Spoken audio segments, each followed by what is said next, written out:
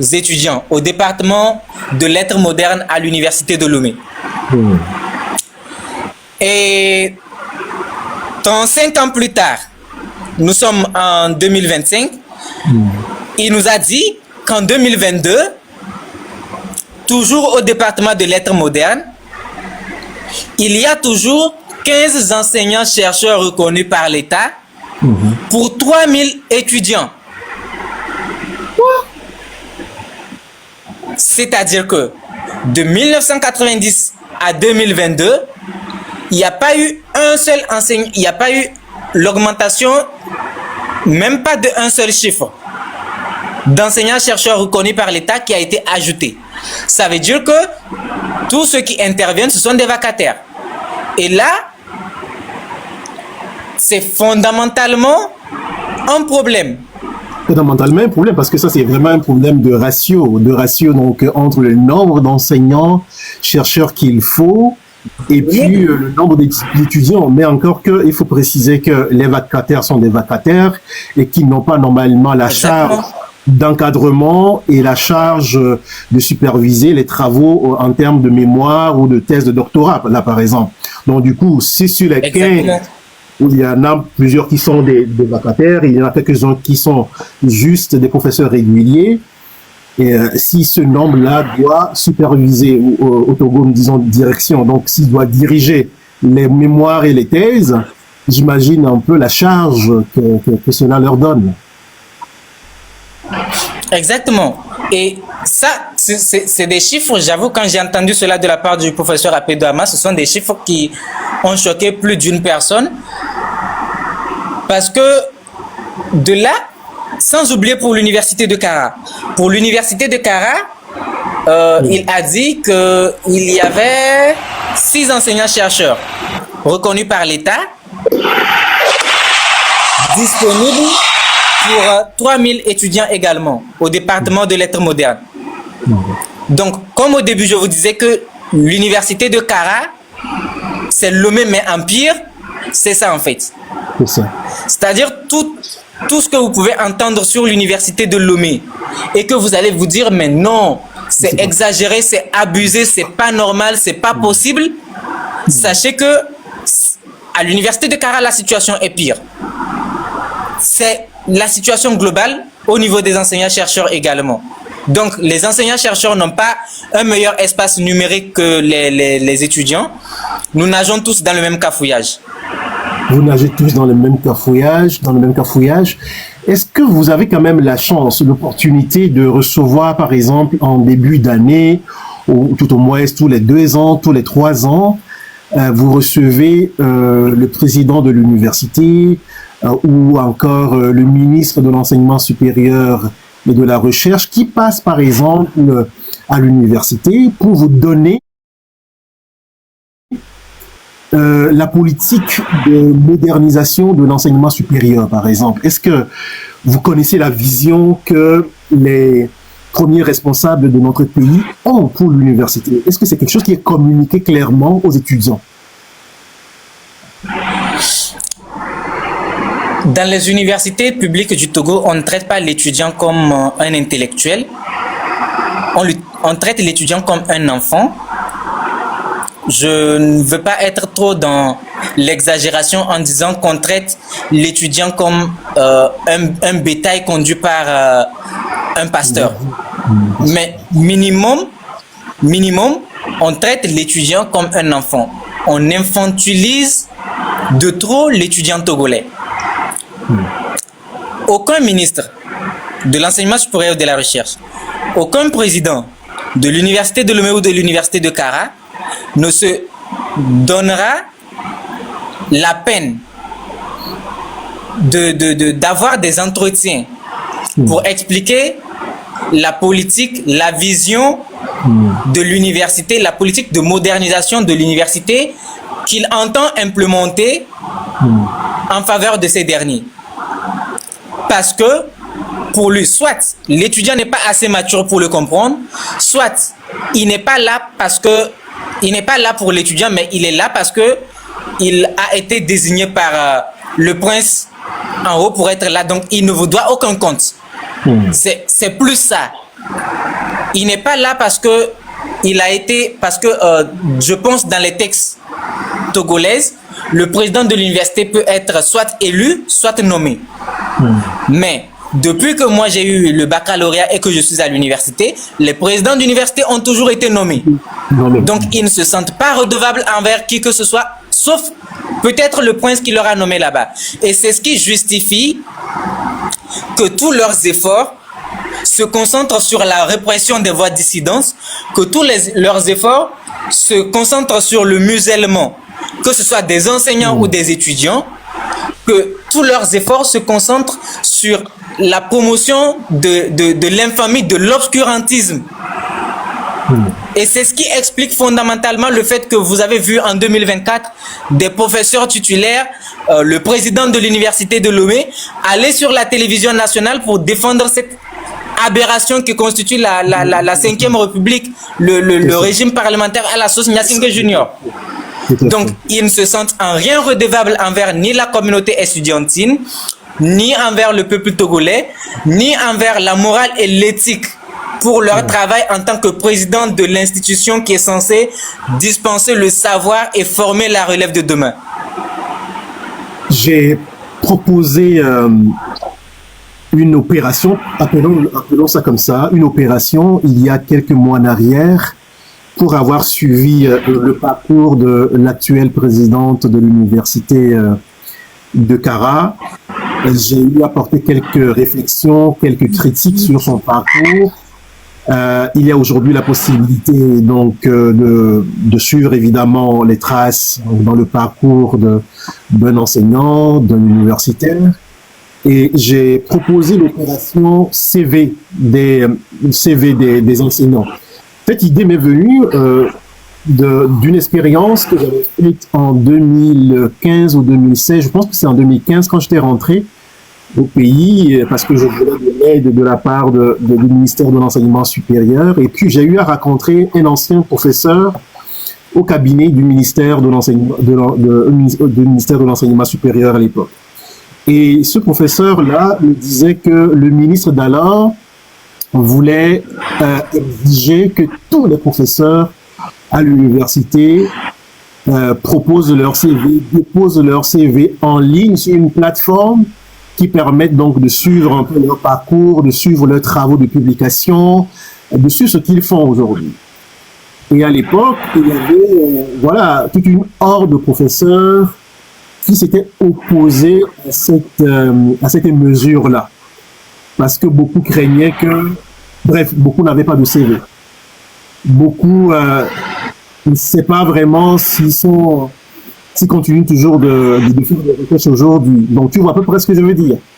Est-ce que les enseignants que vous avez, est-ce que ce sont des enseignants qui répondent aux exigences de l'enseignement universitaire aujourd'hui, ou est-ce que ce sont des enseignants qui continuent toujours de vous donner des cours de 90, de l'année 90, de l'année 80, alors que le monde a beaucoup évolué aujourd'hui, le monde a beaucoup évolué.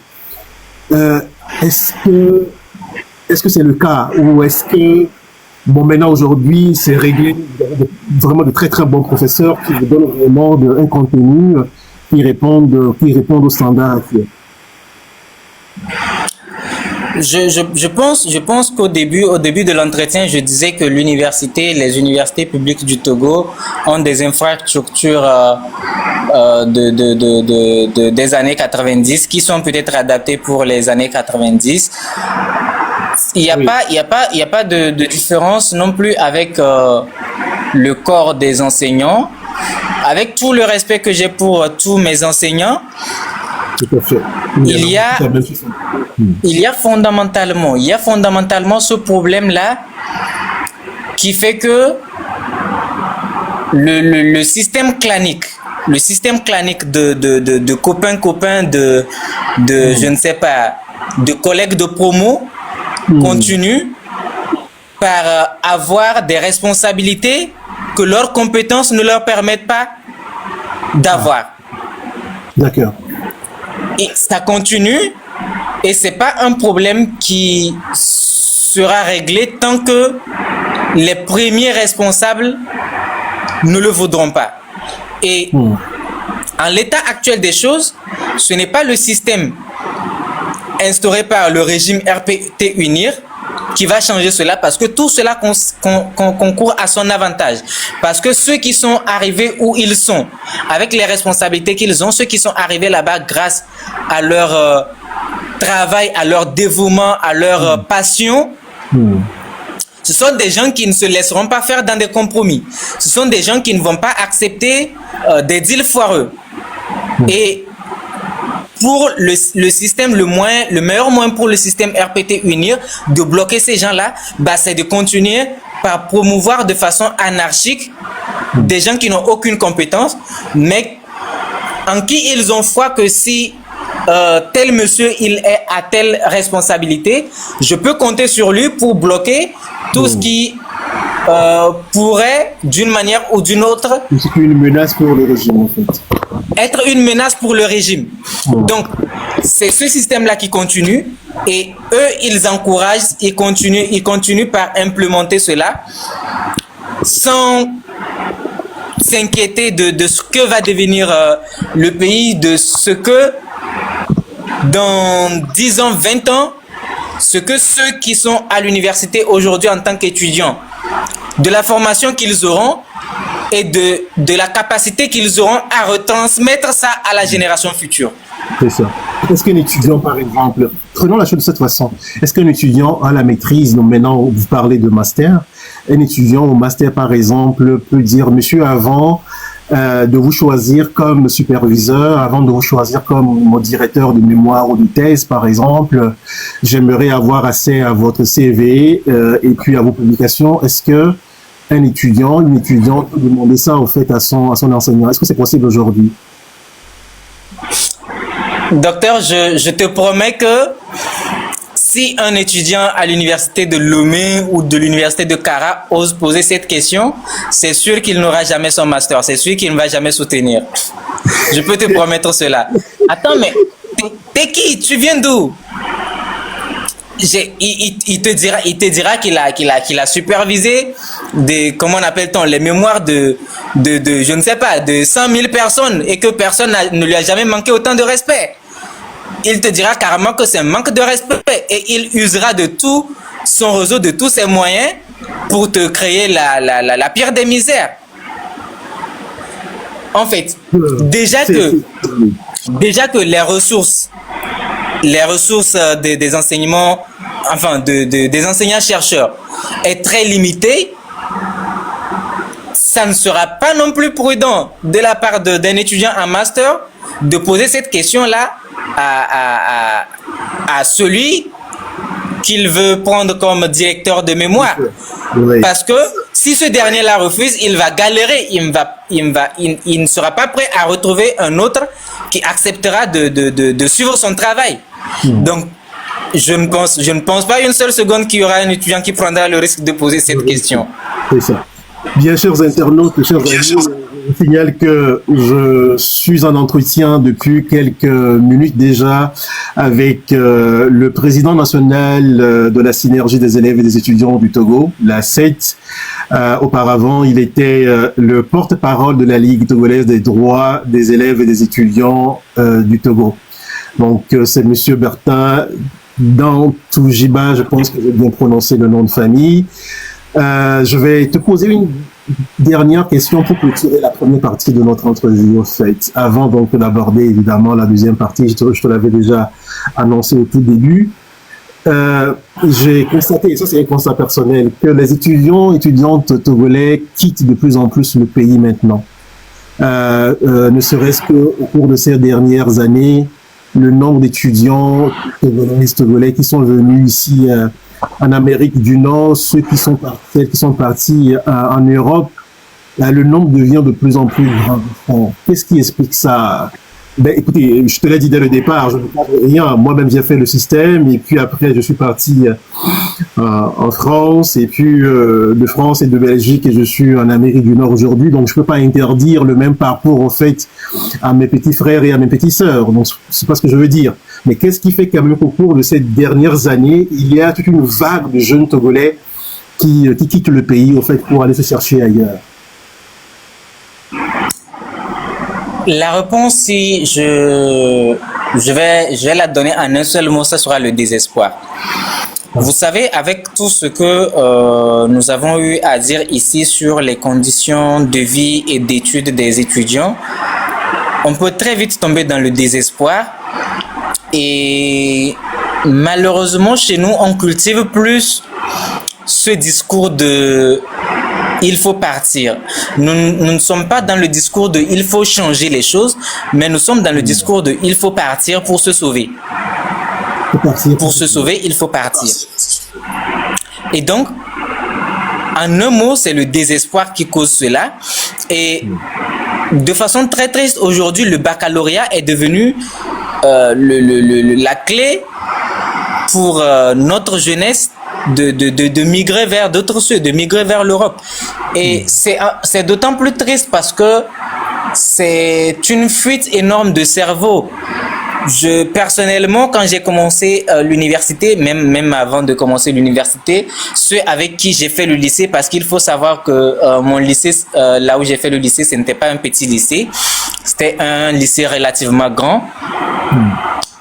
Toutes les personnes, vous savez, quand vous êtes entre collègues de promotion, vous savez dans les autres classes, dans les autres séries qui sont les meilleurs là-bas, quelles sont leurs performances scolaires et tout.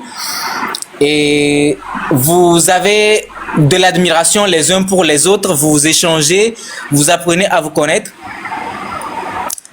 Et aujourd'hui, depuis les personnes ressources que j'ai connues, que ce soit dans mon lycée ou quand je participais par exemple à des concours d'art oratoire inter-école, à des concours d'anglais inter-école, à des concours d'allemand inter-école, les autres élèves que je rencontrais qui venaient d'autres lycées de la capitale et qui étaient aussi parmi les meilleurs de leurs établissements, aujourd'hui, 60% parmi eux ne sont plus au pays.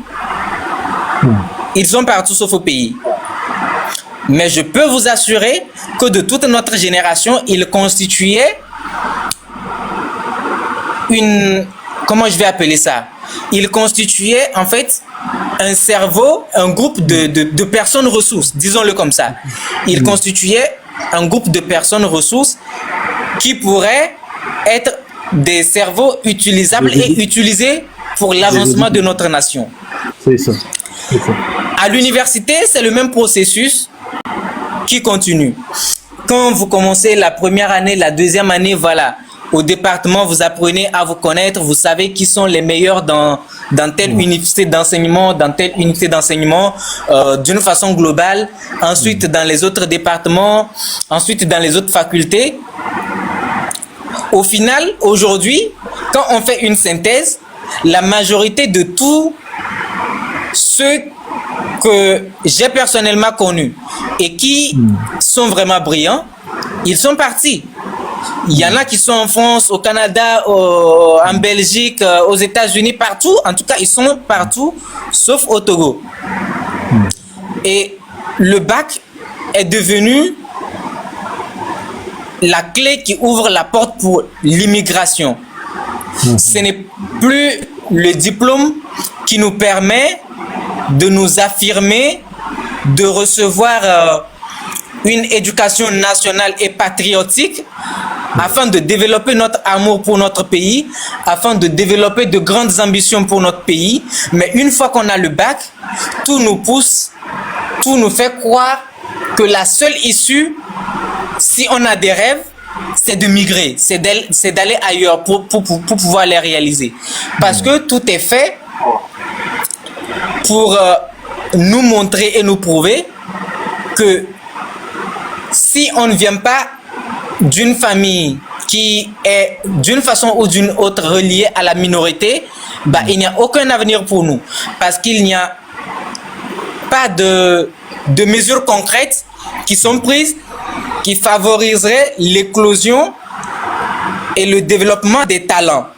Donc, tout le monde est dans le désespoir et tout le monde pense que la seule issue, ce sera l'immigration, ce qui n'est peut-être pas faux, malheureusement.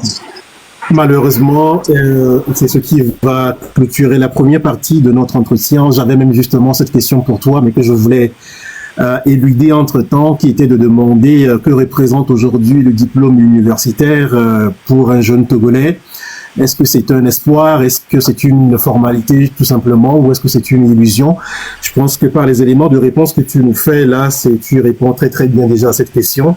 Donc le bac qui ouvre la porte sur l'université au Togo est devenu tout simplement la porte pour l'immigration, pour quitter le pays, pour aller mettre ses compétences intellectuelles et d'autres compétences encore au service d'autres pays. Malheureusement, comme tu as si bien terminé cette première partie avec moi. Merci beaucoup une fois encore, chers amis.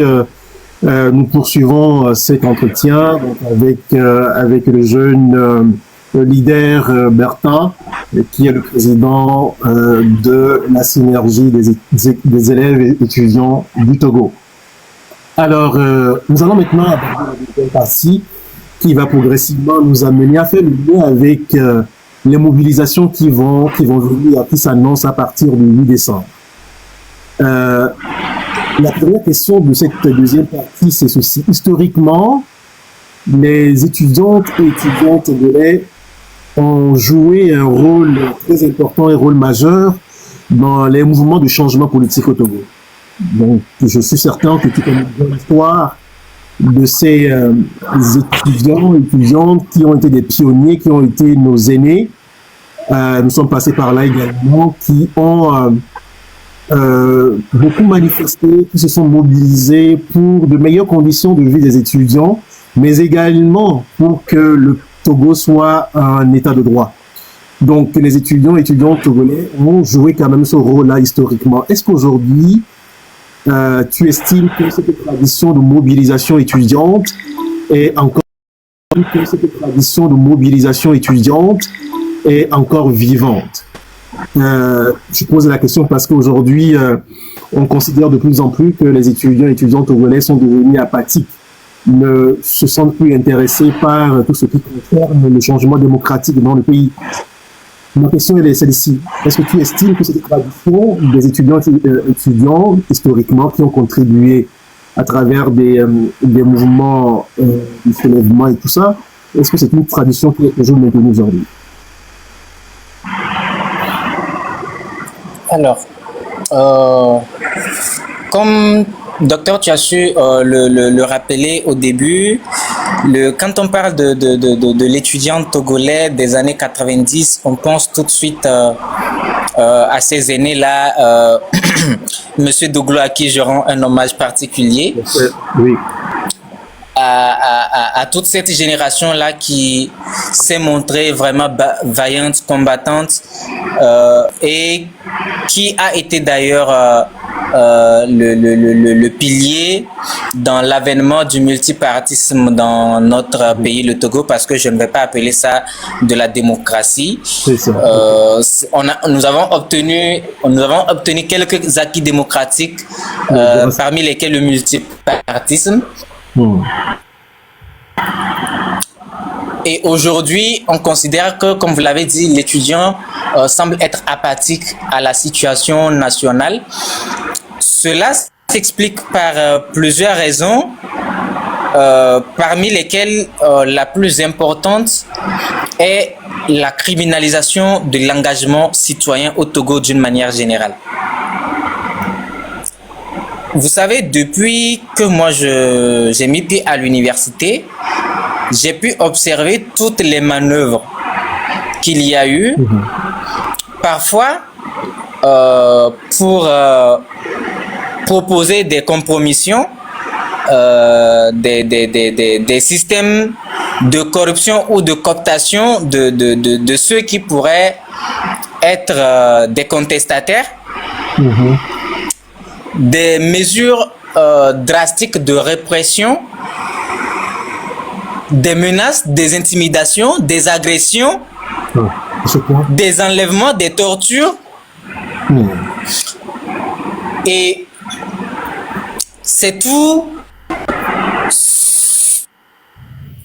système mis en place depuis des années qui a contribué à tuer de jour en jour la vigueur et la lucidité de l'étudiant togolais sur la chose publique. Est-ce qu'on peut dire que l'étudiant togolais, cette flamme, cette rage, cette lucidité de prendre position de façon efficace et au bon moment pour la bonne cause? Non. Est-ce que nous devons pour autant dire qu'il est impossible aujourd'hui à ce que l'étudiant se montre responsable, digne et à la hauteur de son niveau intellectuel? Non plus. Ah oui.